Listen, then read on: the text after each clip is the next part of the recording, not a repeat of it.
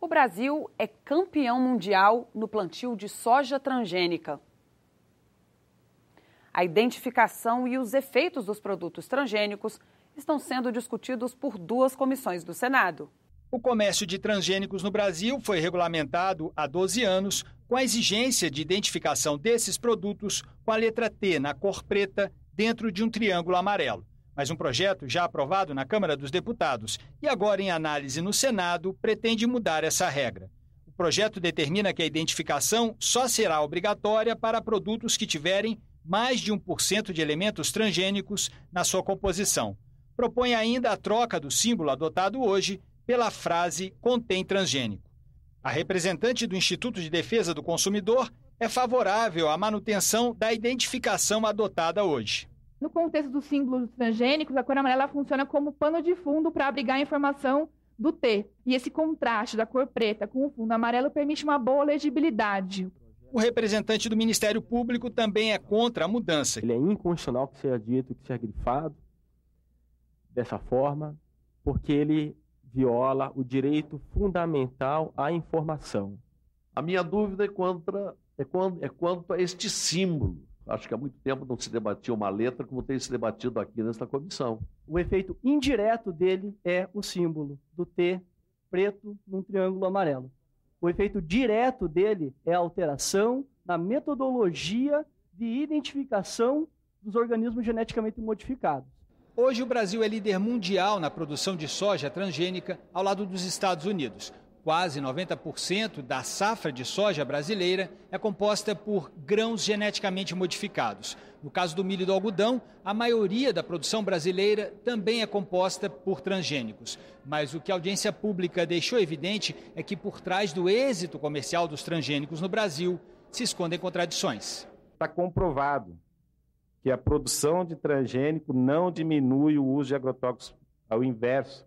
Ele aumenta. Quase todos os transgênicos hoje liberados no Brasil são organismos tolerantes a herbicidas. O aumento do uso do glifosato no Brasil, ele é explicado pelo aumento de organismos tolerantes ao glifosato no Brasil. O que eu apresentei foi uma prova do Instituto Internacional de Pesquisa do Câncer, que é uma organização de pesquisa da Organização Mundial da Saúde, que o glifosato, que é o principal, 90% que nós usamos no Brasil e no mundo, na verdade, ele é provavelmente causador de câncer. O que vimos aqui é que os agrotóxicos, que são usados junto com os transgênicos, produzem doenças. Por isso, eu tenho a impressão que estamos caminhando para a manutenção do T. Essa eu acho que estamos caminhando como posição da Comissão de Ciência e Tecnologia. Os especialistas garantem: a escassez de água no Sudeste não é um problema passageiro.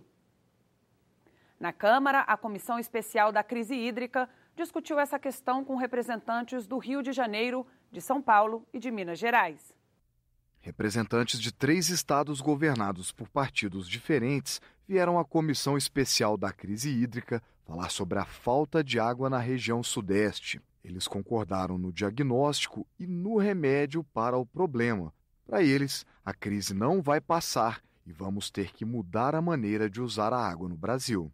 Um exemplo é o Rio Paraíba do Sul, que atravessa Minas Gerais, São Paulo e Rio de Janeiro. Principal fonte de abastecimento da capital fluminense, o Paraíba do Sul vai passar a abastecer também a cidade de São Paulo. Um acordo entre os 3 estados prevê medidas que vão garantir o abastecimento a todos. Essa crise foi muito intensa, ela não tem precedente histórico conhecido no caso da região metropolitana de São Paulo e das áreas vizinhas, mas, tendo ocorrido, poderá se repetir novamente. Então, nós precisaremos reforçar os nossos esquemas de segurança hídrica, os nossos sistemas de abastecimento de água, para evitar que haja problemas maiores no futuro. São Paulo são 20 milhões de pessoas, na região metropolitana do Rio são 12 milhões de pessoas. Então, se cada um fizer a sua parte, realmente é possível diminuir essa demanda para as áreas urbanas. E não há outra saída. O presidente da comissão avalia que o governo, empresas e a população já estão se adaptando à crise. O deputado Celso Pancera lembra que em São Paulo já houve uma redução de quase 30% no consumo de água nas casas. O objetivo da comissão agora é propor uma nova legislação para o setor hídrico. Nós temos quase 50 projetos de lei tramitando na Câmara e no Senado que trata das questões, inclusive 3 PECs, que tratam da questão hídrica. Nosso objetivo é aglutinar isso tudo num único projeto, num único momento e transformar isso numa bandeira da Câmara. Na Comissão de Desenvolvimento Regional do Senado, a economia criativa foi tema de uma audiência pública. O setor é considerado fundamental para o desenvolvimento nas sociedades modernas. Bumba Meu Boi, carnaval, teatro, artesanato e games eletrônicos. O que eles têm em comum? São negócios poderosos que movimentam bilhões de reais por ano no país.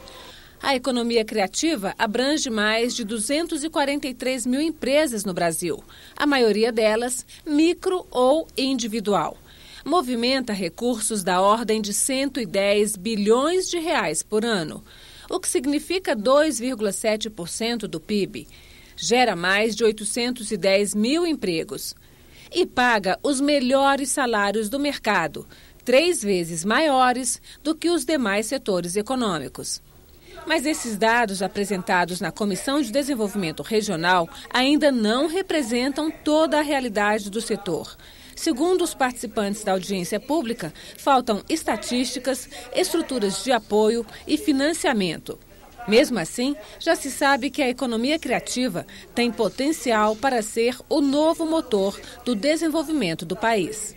A gente tem que fazer com que a economia da cultura ela seja a grande ferramenta para que o país saia do modelo de produção e exportação de commodities, pura e simplesmente, para ser um modelo econômico baseado nos valores da diversidade, nos valores da cultura, dos valores da criatividade, nos valores do conhecimento. Mas para que esse potencial se realize, é necessária a criação de novos marcos legais. Os participantes pediram o apoio dos senadores e deram sugestões objetivas. Faz-se necessário novas formas de viabilizar o financiamento desses pequenos negócios. Essa é uma questão sobre a qual os senhores podem se debruçar e seguramente muito contribuir para esse aspecto. Nós precisamos criar logística para essa economia, nós temos que criar canais de produção, de criação, produção, distribuição, comercialização, exportação desses setores. São dinâmicas econômicas que estão amarradas.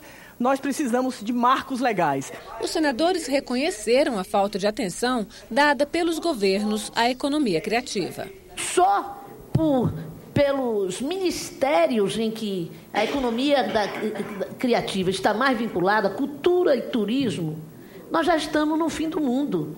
São os 2 ministérios com menor orçamento do país. Os projetos de assistência social em Minas Gerais e o sucesso da renda de bilro na capital catarinense. O Parlamento Brasil volta já.